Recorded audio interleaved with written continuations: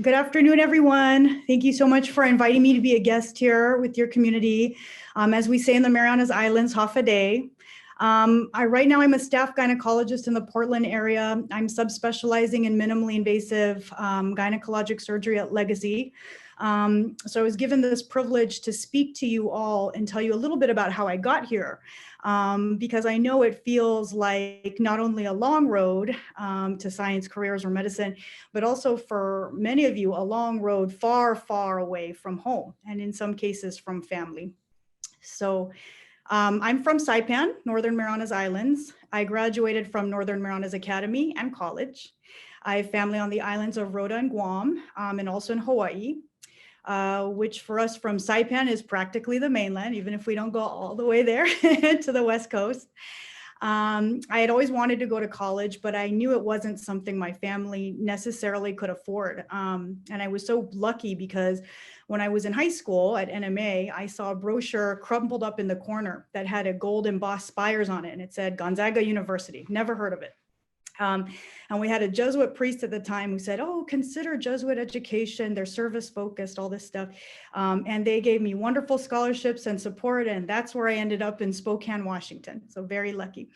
I boarded a plane on Saipan, and I got off the plane and set foot outside in Spokane, Washington, where I'd never been before. I've never lived in the mainland. So that was a culture shock on a lot of levels. And not to mention, you know, all my family was still on island. So I actually didn't see my family until, 7 years later when I was in medical school. So I came to the States by myself. So it was a huge learning experience. I saw my first snow. I once walked to class in flip-flops in the snow, and I learned that that was uncomfortable. That you can't wear just 3 long sleeve shirts and think that's a winter coat, because that's not warm enough. So these are the lessons that you learn when you go from the tropics to the Northwest.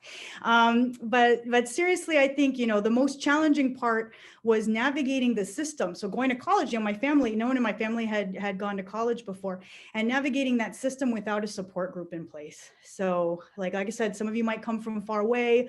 Some of you might be living close to family, but maybe you're the first one to go to college, or maybe you're the first one interested in science. So even if you have that physical proximity, there's always that degree of distance between, where you came from, what your family's experiences are, and what you're trying to achieve. So fortunately, I was able to find professors that served as mentors. So I had a biology professor, because I was a biology major, and a philosophy professor, because that was my minor. And they both helped me, personally and professionally, navigating the ups and downs of undergrad as a URM. But also, they wrote me letters for medical school, and I was non-traditional. So I didn't apply to medical school for 7 years after I met them. And so that's the kind of mentorship I had there, which I really appreciate. My philosophy professor once said to me, Leslie, diversity is so great for an institution or a community, but it can be so hard on the URM student, when you're the one or the two or the few. So I really felt that, and I appreciate it, because neither of my mentors were URM. So the fact that they acknowledged that really helped me get through it, right? So I always knew I wanted to do science and medicine. And after I got my biology degree, I moved to Denver, Colorado, because they had built a new medical campus. And I was wondering if I wanted to do a PhD, probably in basic science, versus medical school. And that was in 2009. So some of you might remember that was the last recession. But I was so fortunate to get a job as a lab manager and research assistant. And my PI, at first it was just my PI and me. And then we were training graduate students and summer interns, so getting research experience. So that was a really valuable experience. I ended up, going to medical school. When I was in medical school, we didn't have something like Exito at University of Colorado. So I created a class in the summers to train URM in molecular biology technology, and to create a network of mentors that I had made, just to give them some access to basic sciences and medicine, because I remember how hard it was for someone with no network, no connections, no experience, for someone to take a chance on you and to give you that experience and a chance to explore careers in STEM. So I did that for the time I was in medical school, and then I graduated and matched in OBGYN at University of California, San Francisco.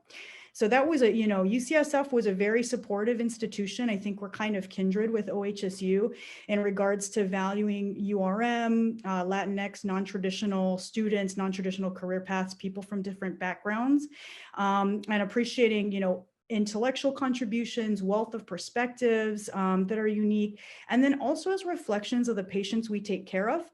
And it seems more concrete on the medical side to understand what the provider looks like, or the background of the provider as it relates to delivery of care to a patient, but also on the research end, because if you're doing any sort of translational research, medical research, those people that you're taking care of, you're a reflection of them. The more, the more people we allow to come to the table. So I've since begun a 2-year fellowship in minimally invasive gyne surgery here, and I wanted to pursue women's health and gynecologic problems for people who don't necessarily identify as women, in particular, because despite comprising half of the population, there's a disproportionate effect on them by healthcare disparities. So even though my background early on was in the basic sciences, in medicine, I've continued to participate in research, and my particular interests are in the healthcare disparity field. So even if you decide to not do, basic science or a PhD, there's ways to continue your work in research that you learn here. So if you think of my timeline, it feels like a long way here, far away from home or from the experiences you had growing up. But I actually went back to Saipan for the very first time since I left last year. So I left in 2005. I had the opportunity to go back a year ago, and I was able to take care of my people, which is crazy. So the feeling was so hard to describe, especially since I'd been working and training in the States for so long. But for the first time, and this is only an experience for people from small towns and islands can relate to, but my clinics were filled with cousins, aunties, nieces, nephews, girlfriends, and it was such a welcome home that, although it was a long time coming, was immensely meaningful. And even though I'd spent my whole life kind of essentially trying to leave the islands, when you come back, it really feels like you're just so privileged at that point to come back and do the work you leave to do.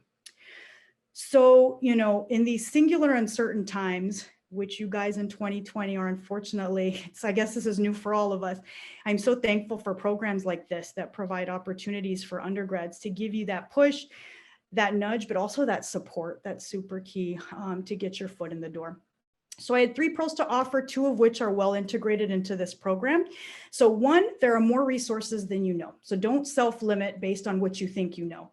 So this is one of those opportunities. If you feel like you have your heart set on a goal and financially or experientially, you're not sure if you can get there, there's more resources than you think, okay?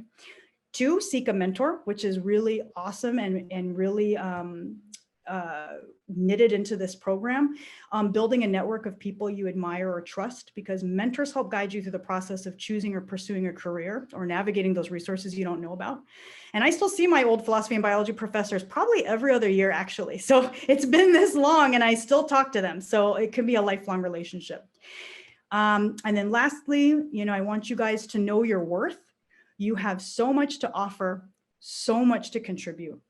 And even when things are the most challenging and you feel anxiety or imposter syndrome or isolation, or maybe your feet are cold because you're wearing flip-flops in the snow, just know that you are uplifting your communities with your success. Just you living your dreams is uplifting your communities. So it's a reward in and of itself. So anyway, thank you for the opportunity for letting me speak to you guys today. I'm happy to offer my contact information if anyone's interested as an additional resource or sounding board as you move through your careers. I'm so excited for you all and where you end up. Thank you.